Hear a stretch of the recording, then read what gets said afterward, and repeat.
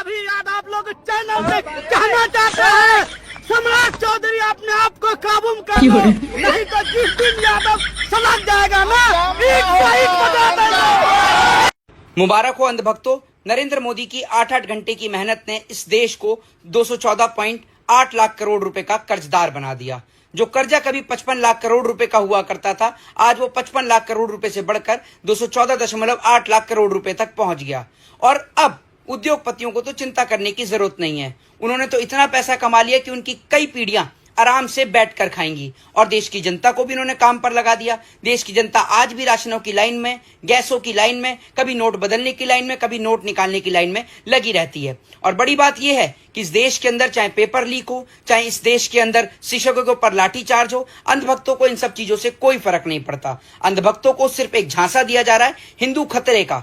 बड़ी बात यह है कि 14 से 2026 आ गया, लेकिन अब तक हिंदू खतरे से बाहर नहीं आया, जबकि सरकार ये कहती है कि सरकार हिंदुओं की है। क्या हिंदुओं को पागल बनाया जा रहा है? अपनी राय, अपनी प्रतिक्रिया कमेंट बॉक्स में जरूर। सम्राट चौधरी ने किया बड़ा ऐलान, पटना का नाम चेंज होकर पाटलिपुत्रा हो जाएगा। पटना जंक्शन का नाम चेंज करेगा। हाँ। एक मैथिली ठाकुर है, आपको याद होगा, अलीनगर की विधायक है, उसका कहना है कि सीतानगर करेंगे। भाजपा का यही काम रह गया है। अंधभक्तों की दुकान है, रोजगार पर बात नहीं करना है, बस अपराधी को भी नहीं देखना है, बस अपना। बीमार व्यक्ति इतना समझदार होता है कि उसको पता है कि सत्ता से सवाल क्या करना है। इतना समझदार होता है कि जब जेवनिया गांव में बाढ़ आती है तो वो व्यक्ति उस गांव के लिए सबसे पहले आगे आता है। इतना समझदार होता है कि उस व्यक्ति को वहीं के पुलिस प्रशासन पौधा देते हुए सम्मानित करते हैं। अगर वो मेंटली कमजोर थे, अगर किसी भी प्रकार के मानसिक विक्षिप्त थे वो, तो फिर इतनी सारी जो एक्टिविटी उनके बैकग्राउंड में दिख रही है वो किसने किया? ये सिर्फ और सिर्फ इस निकम्मे पुलिस की नाकामी छुपाने का सिर्फ एकमात्र एजेंडा है। भारत के ये दो प्रधानमंत्रियों को छोड़कर, एक तो मोरारजी देसाई और श्री लाल बहादुर शास्त्री, सभी प्रधानमंत्रियों ने भारत के रुपए की कीमत को गिराया, बढ़ाया नहीं। रुपए का अवमूल्यन किया, रुपए की ताकत बढ़ाई नहीं, रुपए की ताकत को कम किया। अब कीमत गिरते गिरते गिरते गिरते आ गई है 50 रुपए $1। अब आप सोचिए कि 1947 में $1 $1, अब 2009 में 50 रुपया $1। इसका मतलब क्या है? 1947 में अगर हम अमेरिका को ₹1 की चीज निर्यात करेंगे तो हमारी आमदनी होगी $1। अब 2009 में हमें अमेरिका को 50 रुपए की चीज निर्यात करनी पड़ेगी, तब आमदनी होगी $1। माने जितनी चीज 1947 में बेचकर हम $1 कमाते थे, अब उससे 50 गुना ज्यादा चीज बेचनी पड़ेगी, तब हमें $1 मिलेगा। इसका माने निर्यात की मात्रा हम कितनी भी बढ़ाते चले जाएं, लेकिन निर्यात की आमदनी हमारी ये जो टिंकू है ना, टिंकू, एक बार मैं डिक्शनरी लेके बैठा कि इन शब्दों के अर्थ ढूंढे जाए, तो 17वीं शताब्दी की वेबस्टर डिक्शनरी में इनके अर्थ मिले। टिंकू का अर्थ होता है आवारा लड़का। आवारा तो समझते हैं, बाप की ना सुने, माँ की ना सुने, घर में कभी ना रहे, घर का कोई काम ना करे, कुछ भी बोलो तो हमेशा उसको टालता रहे, उल्टा करे, उसको अंग्रेजी में टिंकू कहते हैं। और हम मूर्ख भारतवासियों ने अपने होनहार उच्च आदर्शों वाले बच्चों का नाम टिंकू रखा हुआ। मुझे बहुत गुस्सा आता है, किसी घर में मैं चला जाऊं, पिताजी का नाम है रामदयाल, माताजी का नाम है गायत्री देवी, बेटा टिंकू आ गया उनका। अब रामदयाल और गायत्री देवी का टिंकू कहां से आया, ये जरा खोज का विषय है और शोध का विषय है। हमने जहां विदेशों से कर्ज लिया, अमेरिका से, जापान से, जर्मनी से, फ्रांस से, स्वीडन से, स्विट्जरलैंड से, उन देशों ने हमारे ऊपर शर्तें लगाई। तो पहली शर्त तो मैंने बताई, रुपए की कीमत गिराओ और जिस मुद्रा में कर्ज ले रहे हो उसकी कीमत बढ़ाओ। तो डॉलर की कीमत बढ़ते बढ़ते कहां तक आई? $1 $1 था 1947 में, अब हो गया है 50 रुपया $1। माने रुपए की कीमत 50 गुनी कम हो गई। 1947 में $1 1 स्टर्लिंग पाउंड था, अब हो गया है 80 रुपया 1 स्टर्लिंग पाउंड। हर एक दुनिया की करेंसी की तुलना में भारत के रुपए की कीमत गिर गई। हमारे ऊपर शर्त लगी तो हमने वो शर्त मानी। हमारे भारत की परंपरा क्या है? जितनी लंबी चादर उतने लंबे पांव, ये भारत की परंपरा है। अगर हमारे पास कम पैसे हैं तो कम पैसे में ही काम चलाओ, कर्जा लेके मत आओ, ये भारत की परंपरा। लेकिन सरकारों ने इसका उल्टा कर दिया। उन्होंने कहा कि चादर अगर बड़ी नहीं है तो उधार की चादर ले आओ। तो कर्ज ले लेके देश के ऊपर इस समय लगभग 18 लाख करोड़ रुपए का तो विदेशी कर्ज हो गया, केंद्र सरकार और राज्य सरकारों पर, और लगभग 18 लाख करोड़ का ही देशी कर्ज हो गया। माने इस समय देश 36 लाख करोड़ के कर्जे में दबा हुआ है। अगर आप हिसाब निकालेंगे तो एक एक हिंदुस्तानी 36,000 रुपए का कर्जदार है। ये स्थिति हो गई। आपको यह सुनकर बहुत दुख होगा कि 1947 तक हम दुनिया में ऐसे देश थे जिसके ऊपर कर्जे का $1 नहीं था। फिर 1952 में हमारी सरकार ने विदेशी कर्ज लेना शुरू कर दिया। कर्ज लेना शुरू कर दिया तो कर्ज देने वालों ने अपनी शर्तें हमारे ऊपर लगाना शुरू कर दिया। आप किसी से भी कर्ज लेंगे तो फोकट में तो नहीं देगा वो। आप बैंक से कर्ज मांगने जाते हैं ना, तो बैंक अपनी शर्त बताता है कि नहीं? ऐसे ही हमने विश्व बैंक से कर्ज मांगा, विश्व बैंक ने अपनी शर्त बताना शुरू किया। और उनकी शर्तें क्या थी? उनकी शर्तें ये थी कि जिस मुद्रा में भारत हमसे कर्ज लेगा उसकी कीमत बढ़नी चाहिए। मतलब भारत कर्ज लेगा अगर डॉलर में, तो डॉलर की कीमत बढ़नी चाहिए। तो जो भी विदेशी मुद्राओं में हमने कर्ज लेना शुरू किया, उन मुद्राओं की कीमत बढ़ती गई और उस कीमत को बढ़ाने के लिए भारत की सरकार ने अपने रुपए की कीमत को गिराना शुरू कर दिया। 1952 में रुपए की कीमत गिरी। 1947 15 अगस्त को 1 रुपया 1 डॉलर के बराबर था, 1 रुपया 1 स्टर्लिंग पाउंड के बराबर था। लेकिन 1952 आते आते 7 रुपये। ये मोदी जी अपने आयस करने के लिए, मोदी जी जो है ना अपना सुख सुविधा के लिए हम जनता को चूल्हे भार में झोंक दिए। तेल खाते क्यों हो भाई? सबसे अच्छा तुम गौमूत्र खाओ, गौमूत्र में भजिया तलो, गोबर की सब्जी बनाओ और खाओ। सिंपल सी बात है। क्या जरूरत है तेल यूज करने के लिए? बहुत बड़ा वाला देशभक्ति का प्रमाण दे दो। इन लोग का कहना है ना कि गौमूत्र पीना भी देशभक्ति का प्रमाण। लांछन जो है वो लगा भी कौन रहा है? जो खुद चड्डी बनियान में बॉलीवुड में अपने जिस्म दिखाई हो, वो दूसरे महिला को सेक्सुअलाइज बता रही है। खुद का चरित्र का सर्टिफिकेट का गारंटी नहीं है, लेकिन आप दूसरे के चरित्र का सर्टिफिकेट बहुत अच्छे से दे। निर्लज है मोदी जी। अगर मोदी जी सच्चे नागरिक होते तो पहलगाम में हुए बदले के हिसाब से पाकिस्तान को बैन कर देते। कितने पैसों के लिए हम उन बेटियों के आंसुओं का कीमत अरे भाई एक बात तो बताओ, 600 साल मुगलों का राज रहा, हिंदू धर्म जिंदा रहा। 200 साल अंग्रेजों ने राज किया, फिर भी हिंदू धर्म जिंदा रहा। 65 साल कांग्रेस का राज रहा, तब भी हिंदू धर्म शान से खड़ा रहा। तो फिर ये 12 साल में ऐसा हो गया भाई कि अब अचानक से धर्म खतरे में पड़ गया? अरे भाई धर्म खतरे में नहीं है, धर्म के नाम पे जो सरकार चल रही है कहीं वो तो नहीं खतरे में नहीं है? जवाब मांगो सरकार, आवाज उठाओ। अरे भाई शिक्षा मंत्री से पेपर लीक नहीं संभल रहा, वित्त मंत्री से महंगाई नहीं संभल रही, पूरा सिस्टम फेल हो गया है। काहे की काबिलियत तो है नहीं, बस कुर्सी बचाने में लगे हैं सब। गृह मंत्री से मणिपुर नहीं संभल रहा, पर्यावरण मंत्री से प्रदूषण नहीं संभल रहा, और रेल मंत्री जी उनसे तो रेल हादसे तक नहीं संभल रहे। आए दिन बस मौत का खेल हो रहा है। अब ये बताओ कृषि मंत्री से क्या संभलेगा? उनसे तो किसानों की समस्या नहीं संभल रही, स्वास्थ्य मंत्री से अस्पताल नहीं संभल रहा, और खाद्य विभाग से तो मिलावट तक नहीं संभल रही। साला सब कुछ चौपट कर दिए हैं ये लोग, फिर भी कहते हैं कि देश सही हाथों में है। अरे ये हाथ है या देश को तबाह करने वाली मशीन? अपनी हालत देखो, देश की हालत देखो। इस सच को इतना शेयर लाइक करो कि हर उस आदमी तक पहुंचे जो अभी भी। और इलेक्शन कमीशन के लोगों को एक और बात माननी होगी, समझना होगा। हमें एक सीट की सच्चाई निकालने के लिए 6 महीने लगे, मगर अगर आपने हमें डेटा नहीं दिया तो हम ये काम 1 नहीं 10, 15, 20, 25 सीटें में भी कर सकते हैं। पेपर कॉपियां हैं हमारे पास, आप छुपा नहीं सकते और आप छुप नहीं सकते। एक ना एक दिन आपको ऑपोजिशन का सामना करना पड़ेगा। हर ऑफिसर को और इलेक्शन कमिश्नर को यह बात अच्छी तरह समझ लेनी चाहिए। मोहन भागवत ने कहा है कि भारत से इस्लाम के मिटाने वाली सोच जो है हिंदू हो ही नहीं सकता है। ये जो अंधभक्त जो सोचते हैं कि इस्लाम को भारत से मिटा देंगे, उनके मुंह पे करारा तमाचा मारे हैं। ये तो अंधभक्त उनको आका मानते हैं, लेकिन वो भी जानते हैं कि इस्लाम को कोई नहीं मिटा सकता है, और जहाँ पे एक बार इस्लाम फैल गया वहाँ से तो उसको मिटा कोई सकता ही नहीं है। नाजिया इलाही कह रही है कि लालू प्रसाद यादव का खतना हो गया है। देखिए ये बात नाजिया इलाही को कैसे पता है कि लालू यादव का खतना हुआ? ये तो उनकी पत्नी को पता होगा। कुछ तो गड़बड़ है। लोग कमेंट में बताएंगे कि नाजिया इलाही को कैसे पता है कि लालू जी का खतना हुआ है। संभल के सीओ कह रहा है कि ईद की नमाज जो लोग रोड पर पढ़ेंगे उनका पासपोर्ट जब्त कर देंगे।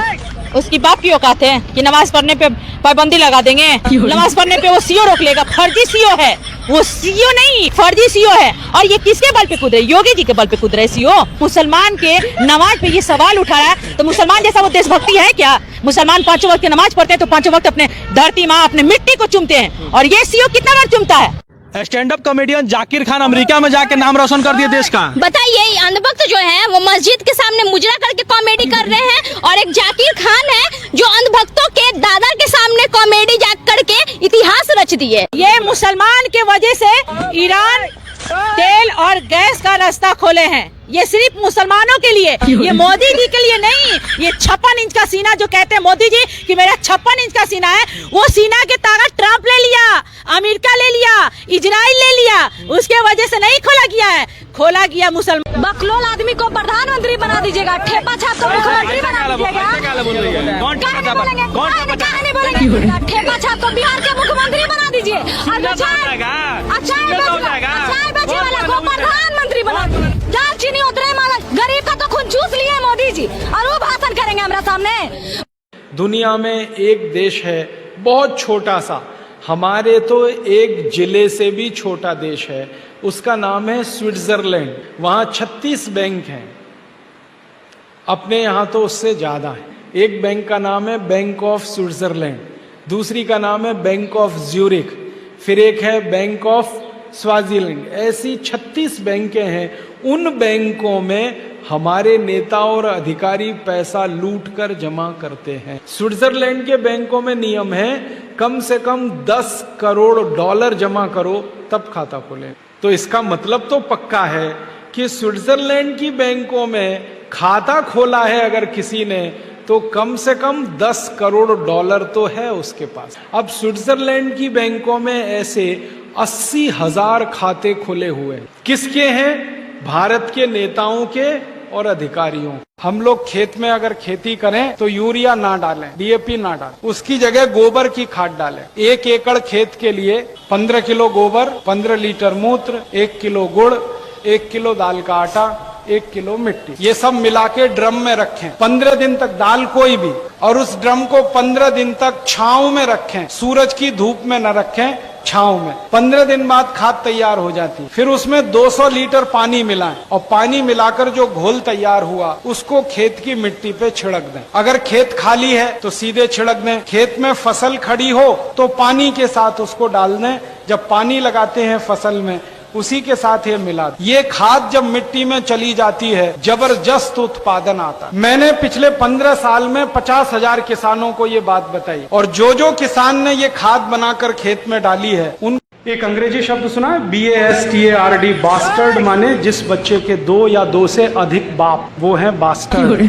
तो हमने अपने सब बच्चों को भेज दिया है कॉन्वेंट में बास्टर्ड होने के लिए। परिणाम अब जानते क्या हो रहा है? हमारे बच्चे कॉन्वेंट में जाते हैं तो उनको तो अंग्रेजी परंपरा से मदर फादर ही सिखाया जाता है कि देखो ये जो व्यक्ति है ना, ये फादर है, ये मदर है, एक घर में है असली, दूसरा है नकली।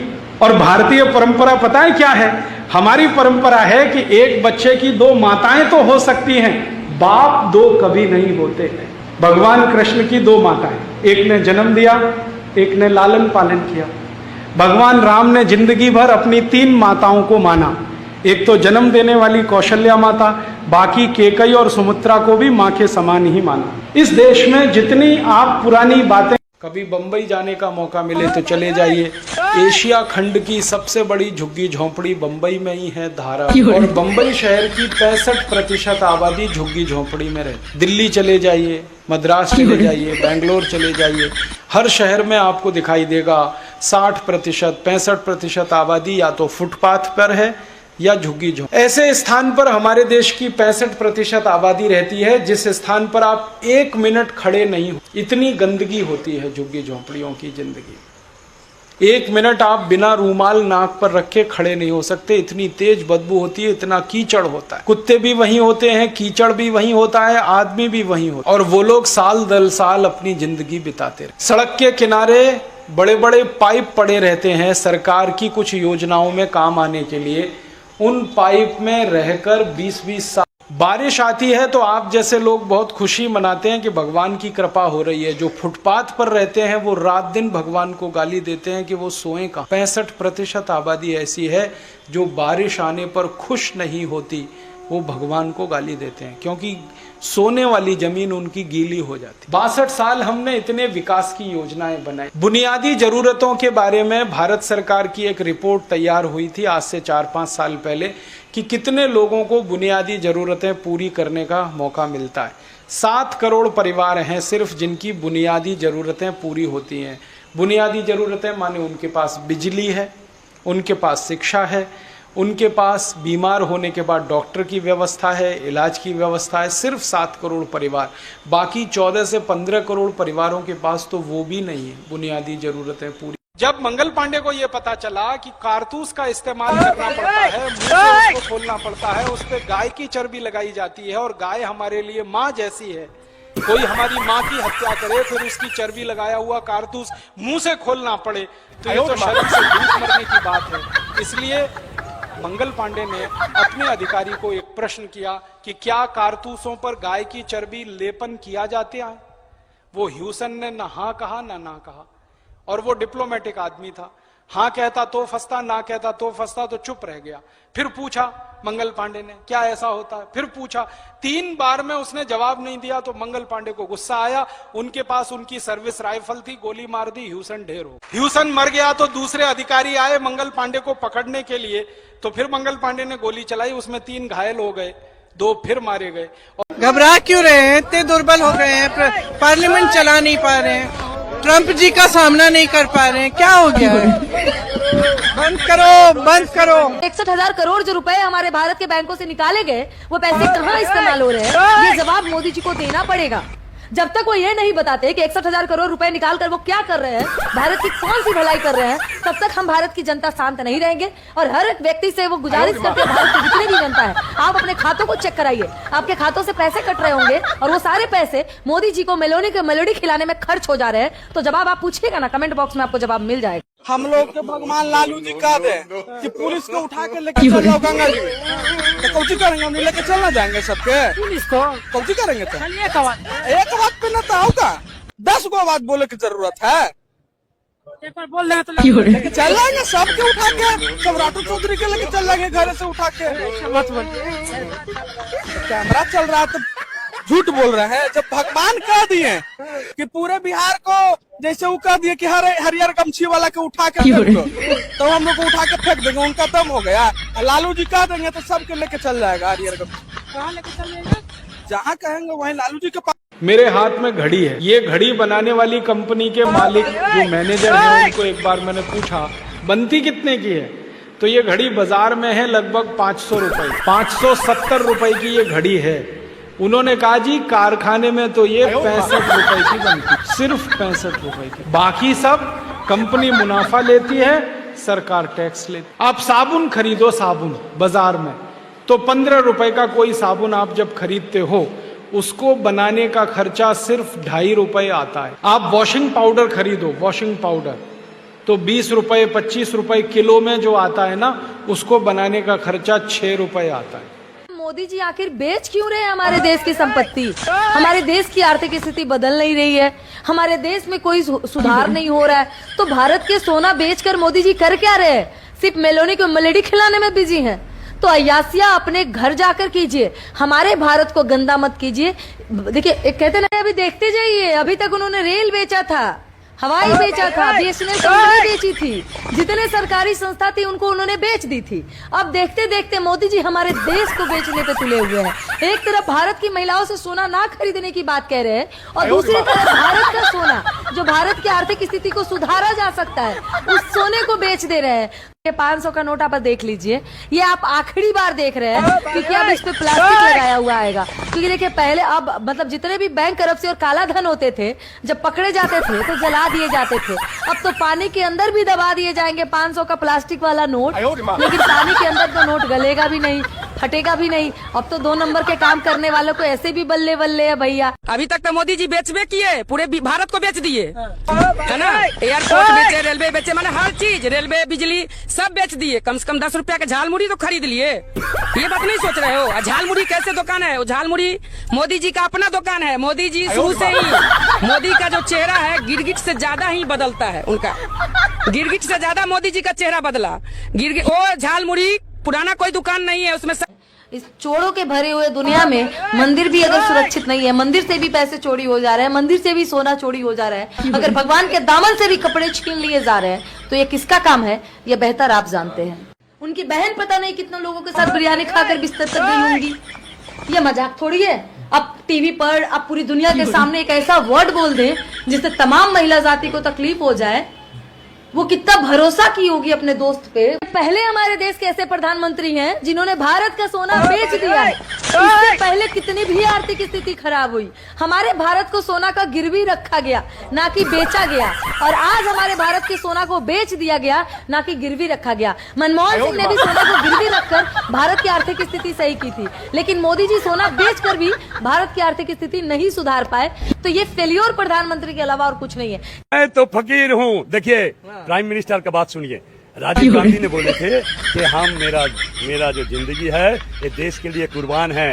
इंदिरा गांधी ने बोले थे कि हम अगर देश के लिए मर जाएंगे वो हमारा गर्व का, दोनों ही मर गया देश के लिए। लेकिन ये बोल रहे हैं हम तो फकीर हैं, झोला लेके चल देंगे। झोला तो रखिएगा, उसमें हिसाब है कितना अदानी को दिए हैं, कितना अंबानी को दिए हैं। झोला रख के अब कहीं भी चला जाइए, आपका कोई रुकेगा नहीं। आपका जाने का टाइम आ गया, 2029 को आप जाइएगा। मीडिया सच्चाई दिखाएगा तो एक हफ्ता में बीजेपी गवर्नमेंट गिर जाएगा, पर मीडिया आपको सच्चाई नहीं दिखाएगा तो उपाय क्या है आपके पास? मीडिया आपको मेलोडी दिखाएगा, मीडिया आपको मालदा आम दिखाएगा। कितने यादवों की बेटी जो है वो मुस्लिमों के साथ लव जिहाद में फंस गई है? जवाब दीजिए आप हमको। नहीं, लेकिन ब्राह्मण की बेटी मिल जाएगी मुस्लिम के साथ चक्कर में। कनिका शर्मा मिल गई, एक और है यूट्यूबर शताक्षी। उन माओ के लिए एक तमाचा है जो माँ 2 बच्चे 3 बच्चे वाले होने के बाद भी वो छोड़कर अपने पति और अपने बच्चों को किसी और के साथ भाग जाती है।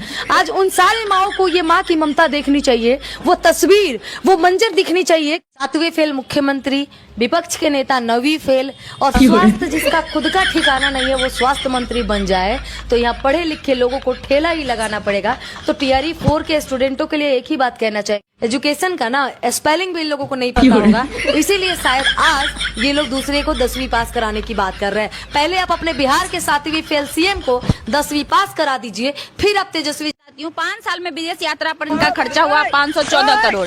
1 साल का आंकड़ा निकालिएगा तो तकरीबन 100 करोड़। 100 करोड़ में कई यूनिवर्सिटी खुल सकता है, 100 करोड़ में कई उद्योग लग सकते हैं, 100 करोड़ में कई लोगों की जीवन बचाई जा सकती है। पूरा सोना का एडवर्टाइज कर रही है सोना पे। कुछ लोग बता रहे हैं जिस प्रकार से जियो आया उससे पहले लोगों को फ्री में दिया गया था सिम, उसी प्रकार से ऐसा है कि अभी जो है वर्तमान समय में जितने भी सोनार है उसका दुकान बंद किया जाएगा। उसके बाद अडानी और अंबानी सोना का दुकान करेंगे, वही सोना सिर्फ और सिर्फ पूरे देश में बेचेंगे। हो सकता है, मैंने कहा था जब गैस की किल्लतें पाई जा रही थी और जब गैस के लिए लाइनें लगी जा रही थी तो मैंने कहा था कि इसके पीछे भी एक बहुत बड़ी चाल है। एक बार आपको गैस महंगा करके महंगा लेने का आदत डलवाया जाएगा और जैसे ही आपको मजबूरी में आप महंगी गैस लेंगे उसके बाद गैस के दाम बढ़ा दिए जाएंगे। डेफिनेटली एकदम एग्जैक्ट वही हुआ। पहले तो गैस के लिए लोग लाइन में लगे, 1000 का गैस 3-3 हजार में खरीदे थे बहुत सारे लोगों ने। कहीं 2000 में मिलता था, कहीं 2500 में मिलता था, मैक्सिमम 3000 तक में गैस जो है मिलता था। और अब देख लीजिए 950 रुपया गैस, कॉमर्शियल गैस के दाम पे बढ़ गया 997 रुपया, लगभग 1000-3000 पार हो गया। 2000 तक था, वो भी छोड़ दीजिए। जो मजदूर का गैस 519 या 27 रुपया में मिलता था वो हो गया आपका 900, 800, 27-47 रुपया। उस पर भी 250 से 300 रुपया बढ़ा दिया गया। मजदूर जिसको कहते हैं, जो 2 वक्त की रोटी बड़ी मेहनत से जुटा पाता, उसके गैस सिलेंडर पर इन्होंने दाम नहीं छोड़ा, उस पर गैस बढ़ा दिया गया, गैस के रेट का दाम बढ़ा दिया गया। तो ये इस तरह से, वैसे भी ये जो सरकार है ना, ये बड़े बड़े व्यवसायियों के लिए बनी हुई है, ये बड़े लोगों की सरकार है। इसको गरीब, इसका जो कहते हैं ना कि गरीबी क्या निकला था उनका, गरीबियों को हटाएंगे, मतलब गरीबी नहीं, गरीबों को नहीं, ये गरीबी नहीं हटाने, ये गरीबों को हटाने वाली सरकार है। तो ये गरीबों को देख नहीं रहा है, बुलडोजर किसके घर पे चल रहा है। अब यही तो ट्रेंड चल रहा है हमारे देश में। जो जाहिल है उसको शिक्षा मंत्री बनाया जाता है, जिसका स्वास्थ्य खराब है उसको स्वास्थ्य मंत्री बनाया जाता है, जो क्रिमिनल है उसको कानूनी व्यवस्था दे देते गृह मंत्री बना दिया जाता है। अब हमारे बिहार के गृह मंत्रालय किसके पास है? सम्राट चौधरी जी के पास है। जाके उनका हलफनामा पिछला साल वाला निकाल लीजिए, उनके ऊपर 7 गो FIR दर्ज है। और वो भी छोटा मोटा केस नहीं है बॉस, बड़का केस है। ऐसा संगीन अपराध है उनके ऊपर, जो आप और हम सुनेंगे तो लगेगा कि भाई कौन सा अपराध करके आए। दंगा का अपराध है उनके ऊपर। भले आप फाइल हट जाएगा, अब मुख्यमंत्री बन गए हैं और भाजपा में जाने के बाद वैसे भी वॉशिंग मशीन से क्लीन चिट मिल जाता है, तो अब फाइल कहाँ गायब होगा वो हमको नहीं पता, जो खोजने पर भी नहीं मिलेगा। लेकिन सच नहीं ना छुप सकता है जी, इतिहास नहीं ना छुपाया जा सकता है। छुपाया जा सकता है, नहीं छुपाया जा सकता। वो लोग होंगे, वो प्रमाण होंगे, जिस घर के साथ इन्होंने दरिंदगी की होगी वो घर के लोग होंगे, उनको नहीं ना मिटा देंगे। ये फाइल भले मिटा दे, नो डाउट। भाजपा जो है पूरा देश में देखते हैं जाहिल लोग, अनपढ़ लोग या फिर कम जिसके पास बौद्धिक क्षमता है, शक्ति है, उन लोगों को ही मंत्री मुख्यमंत्री क्यों बनाते हैं? वो इसलिए ताकि वो उनके इशारों पर नाचे। भाजपाई जैसे चाहे वैसे रूल कर सके, RSS के इशारों पर नाच सके। भाजपा क्या है जी? भाजपा की क्या औकात है? वो RSS का प्रोडक्ट है भाजपा। RSS में बैठे तमाम बड़े बड़े लोग जो हैं वो नचा रहे हैं भाजपा में, जिसको मन कर रहा है उसको बना रहे हैं। कल को मन करेगा मोदी जी को उठा के फेंक देगा RSS वाला, दूसर को नया प्रोडक्ट लॉन्च कर देगा। जैसे 2014 में इनको लॉन्च किया। 2014 से पहले आप जानते थे मोदी जी को? हम नहीं जानते थे। आप जानते थे? आप जाके पब्लिक ओपिनियन करिए और 50 लोग से पूछिए कि क्या 2014 से पहले आप मोदी जी को जानते थे। जब आप मिलेगा मैक्सिमम लोग कहेंगे नहीं।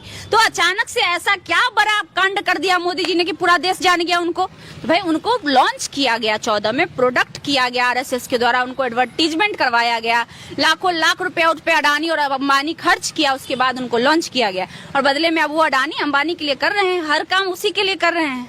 देश में देख लीजिए ना, आप कह रहे हैं गरीब लोगों की बात, ये सलाह तो अभी तो अडानी अंबानी को बोलना चाहिए, देश जब आर्थिक संकट में तो अपना आधा संपत्ति दान कर दें, कर देना चाहिए ना जी। सबसे अमीर कौन है इस देश का?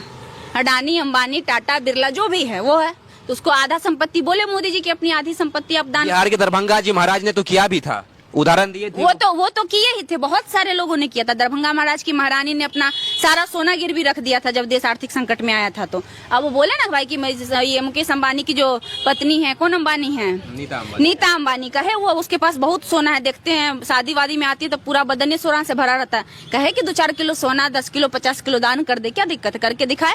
भाई देशभक्ति उसका भी जांच होना चाहिए ना। देशभक्ति करने के लिए सिर्फ हम और आप, जांच करने के सिर्फ हम और आम जनता है जो तेल कम खाए, डीजल कम यूज करे। और ये जो बड़े बड़े व्यवसायी है जिसका घर मोदी जी भर रहे हैं वो नहीं है तो करे भाई। हम तो कहेंगे कि मोदी जी आह्वान करें कि देश के जितने भी अरबपति बिजनेसमैन हैं वो अपना आधा संपत्ति, चाहे आधा नहीं भाई 25%, 5%, 10% डोनेट। सतीश जो मिश्रा है जिसने अपने बेटी के साथ दुष्कर्म किया, वो सतीश मिश्रा कहाँ से आता है?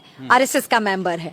RSS वाले अब अपनी बेटियों को भी नोच के खाने लग गए हैं। तो थू है ऐसे लोगों पे जिनके जमीर मर चुका है ना, तो जिनको बेटियों में। एक नंबर का झूठा बेवकूफ और जाहिल प्रधानमंत्री है वो। कौन कहता है कि मोदी जी अपने वादे निभाते हैं जी? पत्नी को दिया हुआ वादा निभाया, माँ को दिया हुआ वादा निभाया। क्या उनकी माँ ने कहा था कि मेरे मरने के बाद मेरा अपना बाल मुंडन मत करवाना? हिंदू कहता है खुद को मोदी जी। अंधभक्तों के बाप है वो। हमको लगता है कि जितने भी अंधभक्त हैं जो योगी जी को अपना पिता मानते हैं, वो अपने बाप की पैदाइश ही नहीं है। क्योंकि जो अपने बाप की पैदाइश होगा वो अपने बाप को बाप मानेगा, ना कि किसी नेता को। हम 1000 बार कहते कि कोई नेता किसी का सगा नहीं है, कोई धर्म का रक्षक नहीं है। वो टकला जो है ना लड़वाने की कोशिश कर रहा है। टकला कौन है? योगी। आपको पता है कि वो उत्तर प्रदेश के मुख्यमंत्री और आप उनके बारे में इस तरीके से बोल रहे हैं। आपको पता है आप एक मुख्यमंत्री के बारे में, और आप कितने साल बताइए? 18। कहाँ पे रहते हैं आप? दिल्ली में रहता हूँ। दिल्ली में कहाँ पे रहते हैं? ये जाफराबाद। जाफराबाद में आपके पिताजी का नाम क्या हुआ? शहजाद। जाफराबाद में कहाँ पे रहते हैं आप? मटके वाली गली।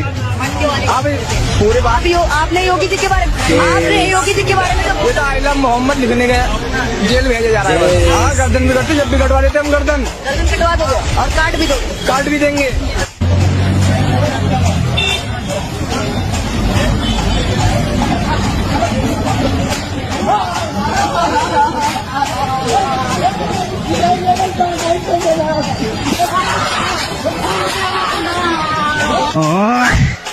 इन नहीं, पूरे देश में जितनी मदरसे हैं सारे सील होना चाहिए और मदरसे बंद होना चाहिए। और भारत सरकार से मेरा गुजारिश है, मेरा निवेदन है कि जो 3400 करोड़ दिए हो ना, तत्काल उस फंड को निरस्त करो, बंद करो, क्योंकि उसी फंड को लेकर के खाते हैं और मदरसे से ये पढ़ के आते हैं कि किस तरह हिंदुओं को कत्लेआम किया जाए।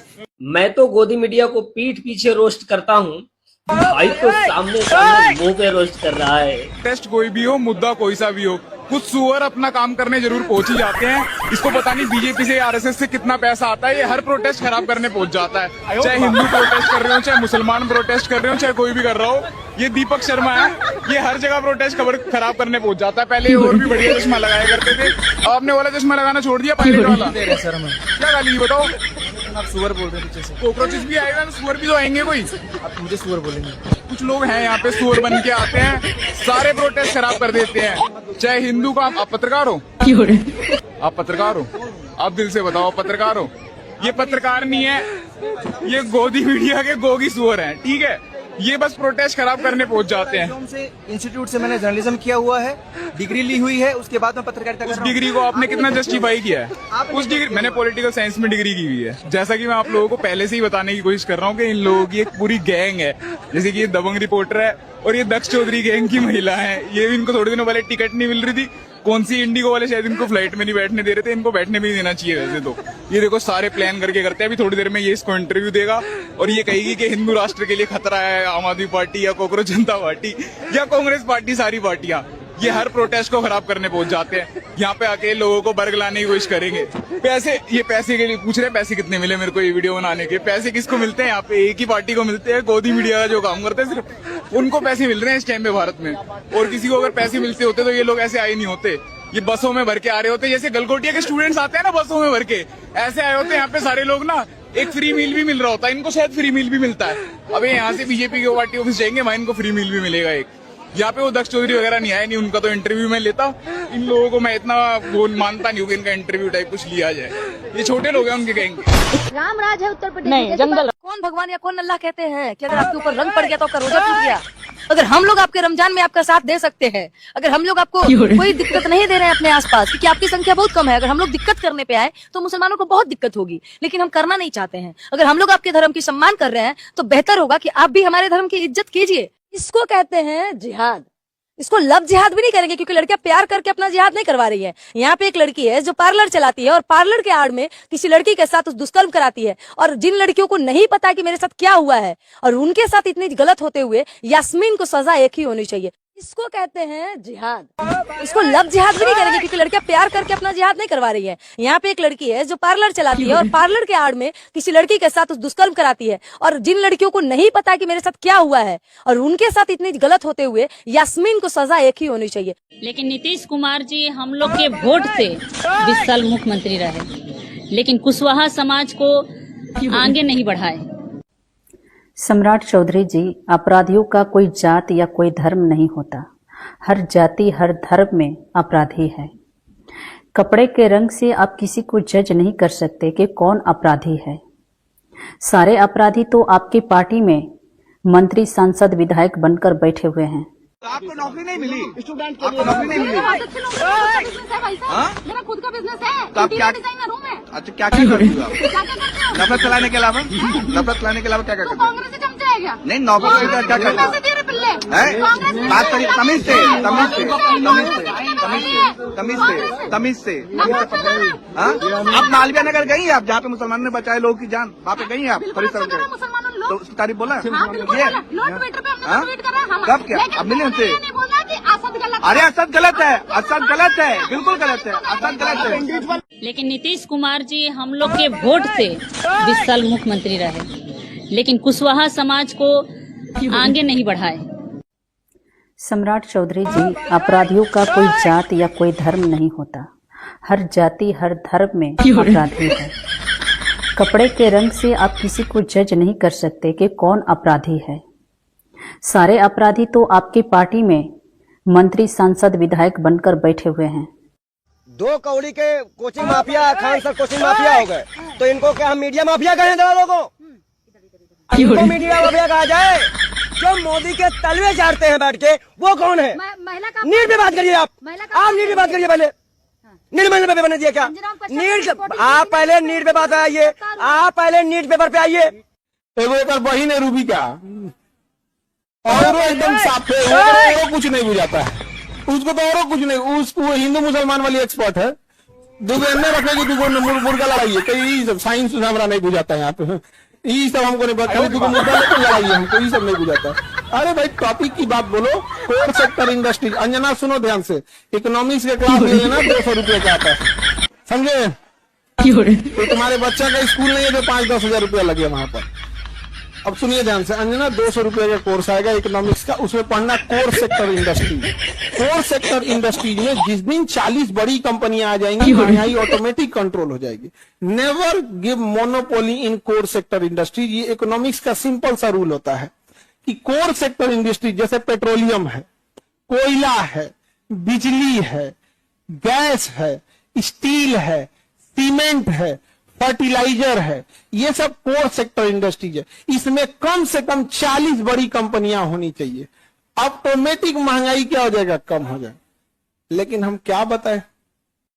अंजना एक काम करो, अंजना एक काम करना, तुम यहां पे माइक लेके बस जहां स्टूडेंट रहते हैं वहां रिपोर्टिंग करके दिखाओ। तुम्हें तो नॉलेज है कि नहीं? अंजना तो हम लोग तो 2 कौड़ी के हैं। अगर टीचर 2 कौड़ी के हैं तो तुम फोकट की भी नहीं हो, टूटी कौड़ी की नहीं है कि नहीं? तो तुम एक काम करो, हम लोग को बोलो, हम लोग कहीं भी पूछ सकते हैं सवाल तुम जिससे पूछो हम लोग सवाल कर सकते हैं, और हम लोग बच्चों के लिए सवाल कर रहे हैं। लेकिन समझो, चाल समझो ध्यान से, कुछ कुछ थेथर होते हैं सब, दिन भर गरिया उसको फर्क नहीं पड़ेगा। तो मुद्दा चल रहा था NEET paper leak, CET paper leak, UP में अभी जो एग्जाम हुआ उसका, फिर अभी एक तो यूपी पुलिस एसएससी उसका हुआ। तो इन मुद्दों को ऊपर इतनी गालियां पड़ रही थी, तो ये गाली अपने ऊपर कौन लेगा? वही जिसको थूक के चाटने की ढेर आदत है। महंगाई तो उसे नजर नहीं आती है जो हराम का खाता है, वो भाजपा का गुण गाता है। जो भीख मांग कर खाता है, जो लिफाफा लेकर खाता है, आपको कहाँ से नजर आएगा? आपकी सैलरी कितनी है? आपके चैनल में सैलरी कितनी है? ये जो आलीशान महल आप लोग में रहते हैं, वो कहाँ से आया? कोई मेहनत नहीं है, ये दलाली की कमाई है। नहीं तो ये जो होटलाली लगा के घूम रही है ना, ये मेकअप उतर जाता। बहुत हुई महंगाई की मार, अब नहीं चाहिए भारतीय जनता पार्टी की सरकार, बिल्कुल नहीं चाहिए, बिल्कुल नहीं चाहिए। अब की इनका सफाया हो जाएगा और माननीय योगी जी उत्तराखंड चले जाएंगे, उनके यहाँ कोई जगह नहीं है। उत्तराखंड क्यों चले जाएंगे? उत्तराखंड उनके यहाँ कोई जगह ही नहीं, उत्तर प्रदेश की जनता उनके लिए कोई गोरखपुर में रहते थे वो, बता रहे जगह नहीं। गोरखपुर जाएंगे तो मतलब अपने ही सांसद के साथ गद्दारी कर लेंगे, गद्दारी करेंगे, वो आज चुनाव लड़ेंगे फिर तो गद्दार हो। हम ये कह रहे हैं, मुसलमान का कोई भी त्योहार आता, त्योहार आने से पहले मुसलमानों के हर त्योहार में मिट्टी डाल देते लोग कि लोग त्योहार न बना पाए। कुछ दिन बाद ना ये भाजपा के पिल्ले ये भी कहेंगे कि महात्मा गांधी को छोड़ो, खुद महादेव भी आकर के एप्स्टीन फाइल में शामिल है, क्योंकि भाई तुम्हारे मोदी का नाम आ गया, तुम्हारे बाप का नाम आ गया, तो तुमने उस व्यक्ति का नाम एप्स्टीन फाइल में शामिल कर दिया जो व्यक्ति एप्स्टीन के जन्म के पहले इस दुनिया से जा चुका है। आज छिला हुआ जो संतरा है योगी, वो जो है वो सभी लोगों का जीवन बद से बदतर किया हुआ है हिंदू मुस्लिम के नाम पर, और हम लोगों को ये समझना पड़ेगा। और ये सारे जो लंपट जो हत्यारे लोग, एक महान पत्रकार हैं, गोरखपुर की रहने वाली हैं, ब्रिगेडियर चित्रा अग्रवाल। हाँ, चित्रा त्रिपाठी नाम, वही चित्रा। भाई अग्रवाल शादी कर लिया तो नाम नहीं चेंज हो जाएगा, जतिया तो चंदा हो जाएगी ना। तो चित्रा जी ये कहती है कि ऊपर कितना बढ़ा होगा, महीने में 230 रुपया। 230 रुपये। तो चित्रा जी नीचे क्या होगा तन ये भी बता दीजिए। पति के बुरे से बुरे हालातों में साथ देना एक पत्नी की जिम्मेदारी होती है, उतना ही जिम्मेदारी पति की भी होती है। तो पति ने अपनी बखूबी जिम्मेदारी निभाई, लेकिन ऐसी चंद घटिया औरतों की वजह से, मैं एक औरत हूँ लेकिन ऐसे औरतों का मैं समर्थन कभी नहीं करती जो समाज को गंदा कर रहे हैं। राघव चड्ढा 28 दिन के रिचार्ज पर बोला करते थे, जो राघव चड्ढा एक समोसे के रेट पर बोला करते थे, आज बीजेपी में जाने के बाद इतना बड़ा नीट का मामला हो गया, उनका मुंह नहीं खुला। शुभेंदु अधिकारी के हिसाब से 14 साल तक गाय हमारी माता है, और 14 साल के बाद लोग गाय काट कर खाता है, यही चल रहा है। एगो बोला था वहाँ पे कि मिथुन गाय होता है, एगो खाने वाली गाय अलग होती है जिसको हम माता कहते हैं, एगो काटने वाली गाय अलग होती है जो मिथुन गाय होती है। तो ये लोग को जरूरत पड़े तो अपने बाप को भी बदल देंगे, अपनी माँ को भी काट के खा जाएंगे। भाई जिसको हम माँ कहेंगे और उसको अगर हम काट के खाने की बात करेंगे तो भाई ये लोग अपनी माँ को भी काट के खा सकते हैं। ऐसे लोग अपने बाप भी बदल सकते हैं जरूरत पड़ने पे। जो इंसान ये कहता हो कि एक गाय माँ है और दूसरी गाय मिथुन खाने वाली है, तो वो आने वाले समय में ये भी बोल सकता है कि ये 2 बाप है मेरा, एगो बाप जिसको हम बाप बोलते हैं और एगो बाप जिसको हम बाप बना के बैठे हुए हैं। खामनेई साहब ऐसा नेता बनना, अरे मोदी की औकात नहीं है कि वो खामनेई साहब की तरह नेता बन पाए। वो तो विश्व गुरु बनने आ गए। क्या कहता था अमेरिका? क्या अमेरिका क्या कहता था? इसके पीछे क्यों लग रहे हो? आवाज अगर ट्रंप कह दे कि पैंट उतार कर नरेंद्र मोदी 1.5 घंटा यहाँ व्हाइट हाउस के सामने खड़े हो, 1.5 घंटा व्हाइट हाउस सामने खड़े रहेंगे। वो हम तो ऑन रिकॉर्ड करते हैं कि वो दलाल पत्रकार है। कौन?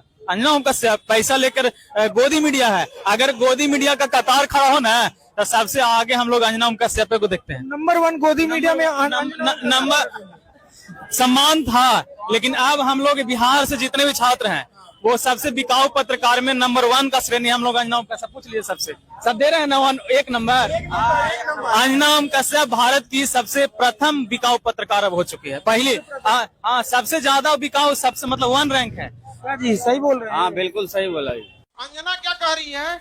अंजना ओम कश्यप जब 2000 के नोट में चीप खोज अभी हुआ क्या था ना, एक बार हम अभी अंजना का एक वो देख रहे थे न्यूज को 79 और 1980 के दशक में खमैनी थे वहाँ पर और खुमैनी थे और अमेरिका में विवाद हो गया। तो 1980 में ना ईरान ने क्या किया था, उसके राजदूतों को गिरफ्तार कर लिया। तो अंजना ने करी ब्रेकिंग न्यूज, ईरान ने अमेरिका के राजदूतों को कब्जा कर लिया। हम देखिए कि भाई फिर कब्जा कर लिया क्या? तब पता चला 1980 का न्यूज 2026 में बता रही और कह रही है कि आजकल का 2 कौड़ी का टीचर को ज्ञान नहीं है। भाई तू अपन ज्ञान अपने पास रख। चलनी कहे सूप से बहुते छेद सूप में है। भाई भारत का कोई भी टीचर चाहे आज 10 बच्चों को पढ़ा रहा है या चाहे 10 लाख बच्चों को पढ़ा रहा है, वो बच्चों को पढ़ा रहा है, अपने से कोशिश कर रहा है। स्कूल में जाके देखो, गाँव में देखो, छोटे लेवल हो, मिडिल लेवल हो या बड़े लेवल, हर टीचर ईमानदारी से मेहनत कर रहा है कि नहीं कर रहा है। और क्या कह रही है 2 कौड़ी के टीचर, माने ज्ञान है नहीं आप। वाह, ये कह रही है कि सर अंजना ओम कश्यप को बुलाइए ना, हम लोग सम्मानित करेंगे। प्रधानमंत्री को गद्दार बोलना गद्दार है, मैं बोल रही हूँ गद्दार है। लो